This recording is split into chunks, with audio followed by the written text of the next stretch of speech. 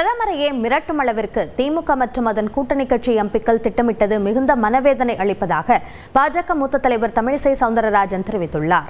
News 18 Tamil Nadu தொலைக்காட்சிக்கு பிரத்யேக பேட்டி அளித்த அவர் பாஜகவின் தேர்தல் வாக்குறுதிகள் குறித்த கேள்விக்கும் பதிலளித்தார்.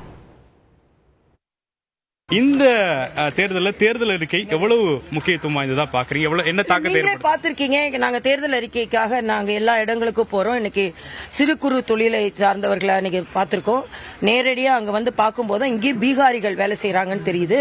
அவங்களுக்கு மட்டும் சலுகைகள் கேட்கல, பீகாரிகள் வேலை செய்யறவங்களுக்கும் சலுகை கேட்டாங்க. அதுதான் நம்ம அண்ணாச்சிகளோட பரந்த மனப்பான்மை. ஆனா நம்ம அமைச்சர்கள் பீகாரிங்க, வட இந்திய, தென்னிந்தியன் பிரிச்சு பார்த்துட்டு உட்கார்ந்துட்டு இருக்காங்க. இது வன்மையாக கண்டிக்கத்தக்கது. இங்க நாச்சியார் கோயில்ல உள்ள சகோதரி வேலை செய்யறாங்க, பீகார்ல உள்ள சகோதரரும் வேலை செய்யறாங்க. இதுதான் நம்ம தேசிய ஒற்றுமை. அதனால வந்து இன்னைக்கு ஜிஎஸ்டி பத்தி சில கோரிக்கைகள் வைத்திருக்கிறார்கள். மறுபடியும் சொல்றேன், ஜிஎஸ்டி வந்து மத்திய அரசு மட்டுமே முடிவு செய்வதில்லை, மாநில நிதியமைச்சருக்கும் இதுல பங்கு இருக்கு. ஆக இன்னைக்கு இவங்க ஜிஎஸ்டி குறைக்கணும்னா மாநில நிதியமைச்சர் இதை சரியா கொண்டு போகலன்றதும் எனது ஒரு கருத்து. திமுகவில் கனிமொழி அவர்கள் தேர்தல் அறிக்கையை தயாரிக்கிறாங்க, பாஜக உங்களுடைய தலைமையில தேர்தல் அறிக்கை. ரெண்டுத்திலும் என்ன பெரிய தாக்கத்தை ஏற்படுதுன்னு பாக்குறீங்க? எது ஏன்னா இப்ப ஏற்கனவே நீங்க களத்துல ரெண்டு பேரும் நேரடியா மோதி இருக்கிறீங்க. அவங்க தேர்தல் அறிக்கை கொடுப்பாங்க, அதை நடைமுறைப்படுத்த மாட்டாங்க.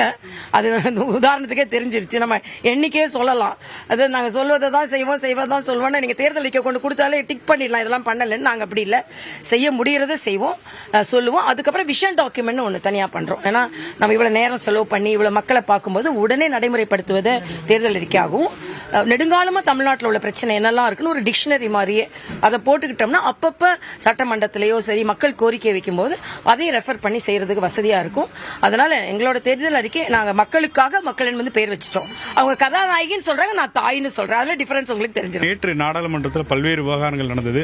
குறிப்பா பிரதமருக்கு அச்சுறுத்தக்கூடிய வகையில எதிர்க்கட்சிகள் செயல்படுவாங்கன்னு ஓம் பிர்லா அவர்கள் தெரிவிச்சிருக்கிறாரு. இது எப்படி பாக்குறீங்க? இல்ல, ரொம்ப வருத்தம் தெரிவிக்கக்கூடியதா இருக்குது. ஏதாவது ஒரு கான்ஸ்பைரசி பிளான் பண்ணது தடுக்கப்பட்டிருக்கிறது என்றுதான் நான் சொல்லுவேன். ஒரு பிரதமரையே மிரட்டுற அளவுக்கு இவங்களோட திட்டம் இருக்குதுன்னா என்ன நம்மளால, ஏன்னா ஒரு சபாநாயகர் சொன்னா அவர் சும்மாலாம் சொல்ல மாட்டாரு. அதனால மனதிற்கு மிகுந்த வேதனையா இருக்கு.